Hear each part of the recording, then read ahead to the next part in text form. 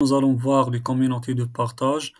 Vous savez que le numérique est devenu un espace de collaboration, de coordination, d'échange des idées, d'expériences, etc., etc., entre les enseignants et leurs élèves. Nous allons voir quelles sont les communautés de partage les plus importantes pour enseigner le FLE et pour partager des cours avec les élèves. Premièrement, nous allons voir la définition des communautés de partage. Pardon.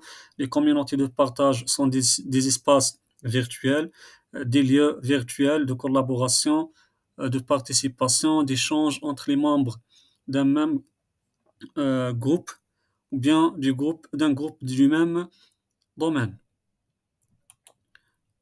Par exemple, les enseignants peuvent créer des groupes dans les réseaux sociaux, bien dans le web participatif, là où tout le monde peut participer en partageant ses idées, ses expériences, ses documents, etc. Les réseaux sociaux, le web participatif deviennent des espaces qui facilitent l'échange entre les enseignants et les apprenants à travers plusieurs groupes généralement sur Facebook, sur WhatsApp, Messenger, Instagram, dans les blogs, dans les forums, les wikis, etc. À travers ces communautés de partage, bien entre ces groupes ou bien dans ces espaces virtuels, les enseignants et les élèves peuvent partager des idées, peuvent partager des expériences, peuvent partager des documents éducatifs, des cours, des exercices, des activités, etc.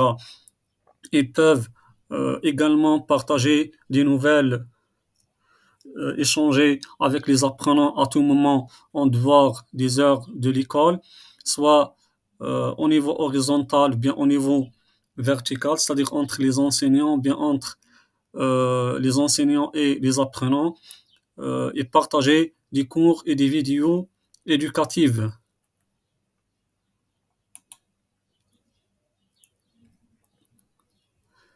Qu'est-ce qu'on partage dans ce genre de communauté virtuelle?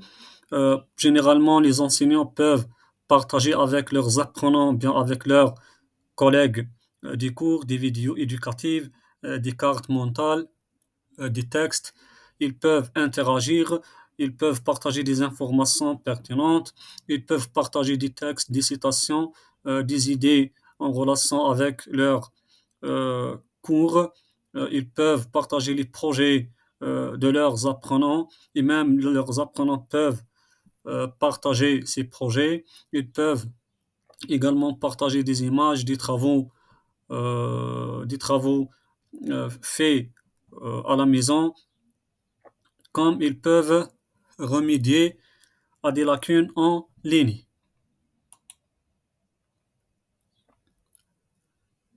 On peut créer des communautés de partage à travers des blogs, des forums, des wikis, des pads, dans des groupes ou bien dans des chaînes de collaboration sur Telegram, sur Facebook, Instagram, Messenger, WhatsApp.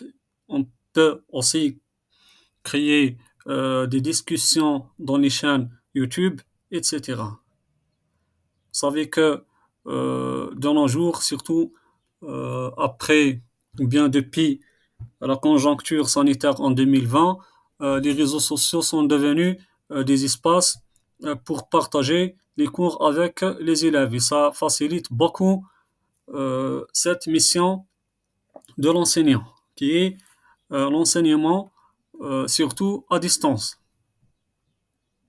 Nous allons voir dans des vidéos prochaines comment créer une communauté de partage, surtout dans le web participatif. Merci.